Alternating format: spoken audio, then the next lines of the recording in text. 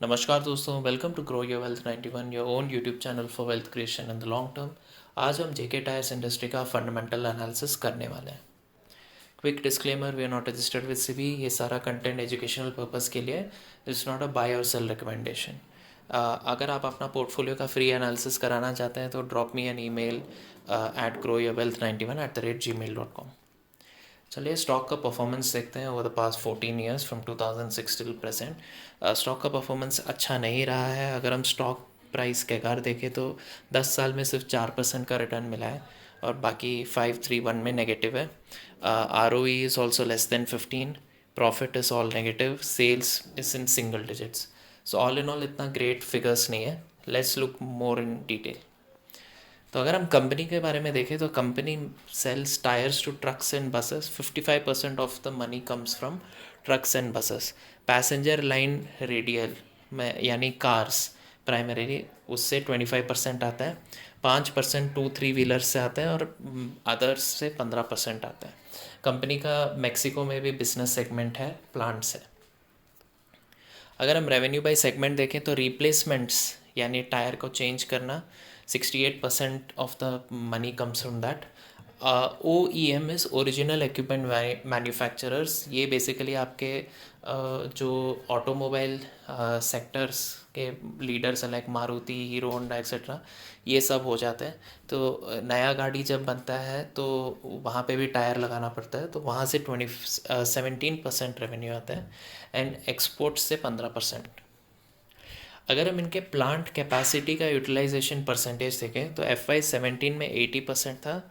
It went up from 80 to 85 in FY19 and FY20 में 70% ही utilise हो रहा है। इसका मतलब जहाँ पे वो 100 प्रोडक्ट्स बना सकते हैं वो सिर्फ 70 बना रहे हैं क्योंकि डिमांड इज़ लेस। अगर हम एक्सपोर्ट्स एज अ रेवेन्यू का परसेंटेज देखें तो it has gone up from 11 to 17 over the past 4 years. चलिए इसका बेसिक बिजनेस मॉडल समझते हैं। तो जेके टायर्स में दो टाइप के टायर्स प्राइमरीली हैं, एक रेडियल और एक बेसिस। सो आपका जो बेसिस टायर है वो बेसिकली हैवी इक्विपमेंट व्हीकल्स के लिए आ जाता है। वो टायर जो है स्पीड के लिए नहीं बना है, वो लोड बेयरिंग के लिए बना है। और जो आपका रेडियल टायर है वो ऐसा टायर है जो कि normal passenger vehicles, motorcycles, racing cars, इन सब में यूटिलाइज होता है। और ये टायर्स जो हैं वो स्पेसिफिकली स्पीड के लिए बनाया गया है।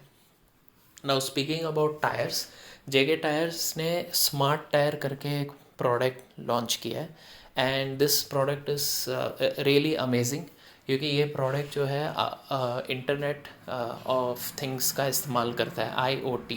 बेसिकली ये ऐसा प्रोडक्ट है जो आपको आपका टायर का, इंजन का हेल्थ, गाड़ी चलाने वाले का स्किल लेवल, ये सारा डेटा आपको रियल टाइम पे देता है। So before the tyre goes bust आपको पता चल जाएगा आपके मोबाइल फ़ोन के थ्रू या लैपटॉप कंप्यूटर के थ्रू कि आपका टायर का क्या हेल्थ है। तो ये सारे चीज़ें जो हैं वो बेसिकली बिजनेस में काफ़ी यूज़फुल रहते हैं। सो जो भी कंपनीज़ जो हैं जैसे ट्रांसपोर्टेशन लॉजिस्टिक्स कंपनीज़ जो हैं वो अपने ट्रक्स वगैरह लॉन्ग डिस्टेंस के लिए यूज़ करते हैं चलाने के लिए। तो उनको ये देखना होता है कि जो ट्रक ड्राइवर्स हैं वो कितना अच्छे से ट्रक को चला रहे हैं, वेयर एंड टायर टायर्स का क्या है, इंजन का क्या है, गाड़ी का बेसिक कंपोनेंट्स जो है उसका भी हेल्थ जो है टायर पे काफ़ी डिपेंड करता है। तो and at the same time ये आपको रियल टाइम लोकेशन भी बताता है। तो अगर आप चाहो तो आप कभी भी अपने ट्रक ड्राइवर्स का लोकेशन जो है पता कर सकते हैं। तो काफ़ी सारे बेनिफिट्स हैं with the internet of things technology being there. So now let us look at the fundamental analysis. Company अच्छा है, मैनेजमेंट अच्छा है, सब कुछ अच्छा है, बट कंपनी का परफॉर्मेंस कैसे रहा है। सो अगर हम देखें तो सेल्स ग्रोथ ऐसा ईयर ऑन ईयर परसेंटेज जो है लेफ्ट हैंड साइड में वी कंसिडर इट। सो 10% के ऊपर सिर्फ 4 साल हैं, बाकी साल इट्स लेस देन 10 और इन नेगेटिव।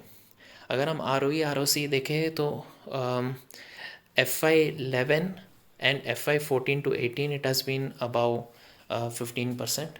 बाकी सारे समय it has been less than 15। तो कंसिस्टेंसी नहीं है।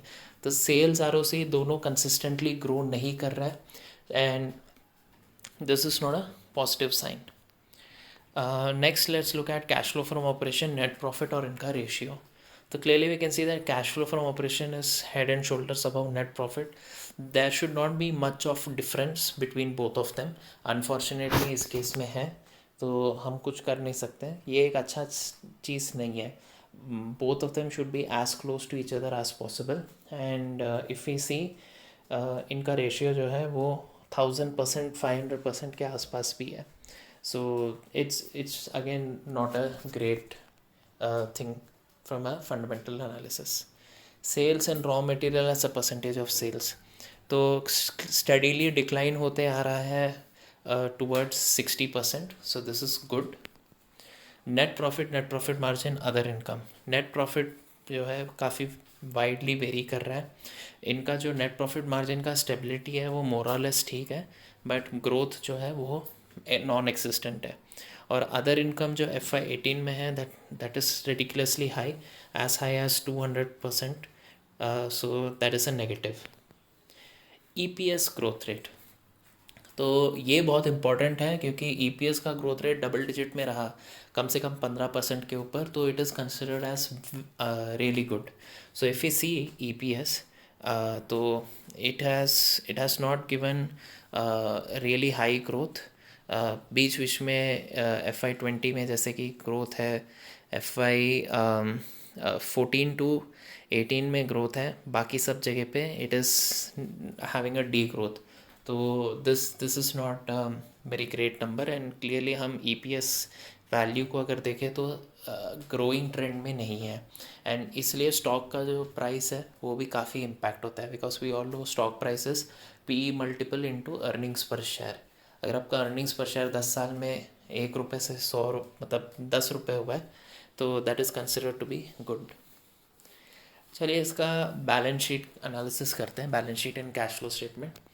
So we can see that company, if we add up the money spent on capital expenditure given as dividend and the interest paid to bank, तो हम देख सकते हैं कि capex जो है 56% है, इंटरेस्ट जो है वो 40% है, और डिविडेंड जो है सिर्फ 4% है. तो कंपनी ने डिविडेंड बहुत कम दिया है. अगर हम equity, debt and cash flow from operation देखें तो इक्विटी इज़ 26%, डेट इज़ 64%. तो मतलब डेट टू इक्विटी रेशियो जो है that is clearly more than 1. So this is a very bad news as far as debt and equity is concern. And cash flow from operation is just 10%. तो balance sheet के और cash flow statement के analysis के हिसाब से these are not really great numbers.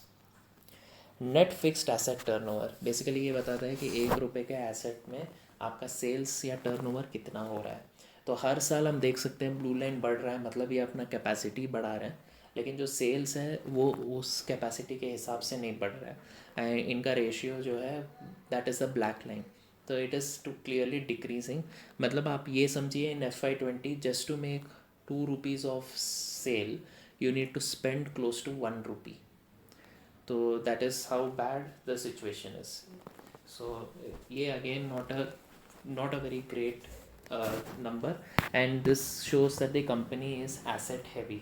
मतलब इनका जो मैन्युफैक्चरिंग प्लांट है एंड बाकी इक्विपमेंट्स वगैरह जो हैं, बहुत ज़्यादा खर्चा करना पड़ता है to get the sales that they want. Debt and equity, मैंने पहले ही बताया था कि debt to equity is greater than 1. And we can see from a percentage point of view 100% के ऊपर ही रहा है over the past 10 years. And this is the reason why there credit rating is also not that great. It is A- at the moment care rating agency के हिसाब से. तो credit rating अच्छा नहीं है, एक्चुअली A से A- किया गया है, एक रेटिंग जो है डी रेट किया है कंपनी को. एंड क्लियरली कर्जा जो है बहुत ज़्यादा है इस कंपनी पे. सो this is huge huge problem with this company. Receivable days बताते हैं आपको अपने कस्टमर से पैसे कितने दिन में वापस मिलते हैं. तो यहाँ पे हम देख सकते हैं कि रिसीवेबल डेज जो है वो बढ़ रहा है. It was 40 days in 2009, it has gone up all the way to 80 or 90. तो मतलब they are taking more days to collect money. तो ये अगेन एक नेगेटिव चीज़ है. घटता या स्टेबल रहता तो we could have still said it is okay. Free cash flow is the backbone of any business and अगर ये कंपनी बैंक से काफ़ी कर्जा उठा रहा है और फ्री कैश फ्लो नहीं बना पा रहा है तो it is a huge problem. तो क्लियरली जितना भी बैंक का कर्जा है वो इंटरेस्ट एंड प्लांट एक्सपेंशन के लिए यूज़ किया जा रहा है। Unfortunately the plant expansion is not resulting in huge sales और इसकी वजह से इनका जो रेवेन्यू जनरेशन है वो काफ़ी इम्पैक्ट हो रहा है। तो because of all these reasons the free cash flow is not very great. In 2020 it is around 80% which is good, लेकिन बाकी सारे सालों में इट इज़ लेस दैन रफली एवरेजिंग अराउंड 30 to 40%। तो ये बहुत पॉजिटिव एस्पेक्ट नहीं है इस कंपनी के लिए। सो ऑल इन ऑल अगर हम समराइज़ करें जेके टायर्स को तो इनका सेल्स ख़राब है, सेल्स का ग्रोथ ख़राब है। Raw material pricing power is average because it has come down from 80 to 70 या 60 levels over the past 10-11 years, which is good, but it is not great. Other income as a percentage is bad. We saw that 250% के आसपास था। Net profit margin का stability अच्छा है लेकिन growth ख़राब है। इनका रेशियो जो है वो भी ख़राब है। ROE ROC जो है कंसिस्टेंटली 15 के ऊपर नहीं है, इसलिए I have given it bad. Brand presence is really good for JK Tyres. They are working very hard to make everyone know about their brand. Management भी अच्छा है, मैनेजमेंट में कोई ख़राबी नहीं है, बट अनफॉर्चुनेटली कर्जा बहुत हाई है। Share holding of promoter is good. इन्होंने एक्चुअली अपना शेयर होल्डिंग इंक्रीज़ किया है 52 से 56%, सो that is good. Business growth opportunity is average. अब यहाँ पे मैं थोड़ा सा लाइट डालना चाहूँगा।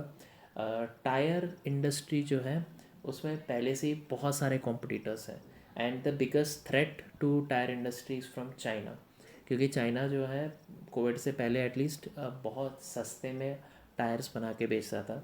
And if you see most of the tyres in the world is sold as radial tyres, मतलब वो टायर्स जो पैसेंजर व्हीकल्स एंड कार्स में लगते हैं। So heavy load heavy machinery vehicles के जो टायर्स हैं वो उतने नहीं बिकते हैं जितने कि पैसेंजर व्हीकल्स के बिकते हैं। And clearly this company has more percentage allocated to passenger vehicles compared to your heavy load machinery, and इसलिए ये लोग बहुत कम मार्जिन्स बना पाते हैं उन टायर्स पे।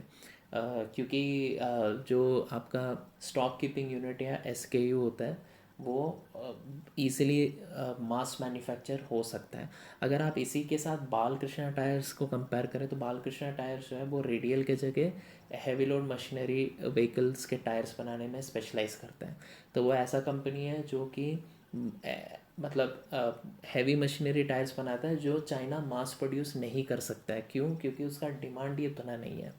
तो इसलिए China is not able to impact Balkrishna tyres profitability and growth, but clearly JK tyres, Apollo tyres, even MRF जो है they face heavy competition from China. So that is why the business growth opportunity I have given it as average. Impact of government on business कम है।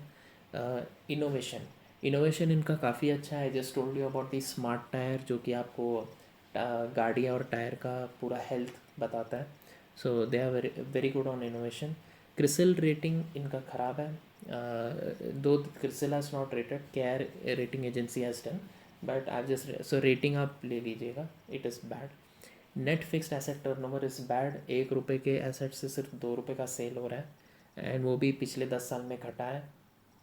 Receivable days भी bad है क्योंकि वो बड़ा है। So all in all, if you see 31% of the trades are good, fundamentally speaking, whereas 69% of the trades are bad.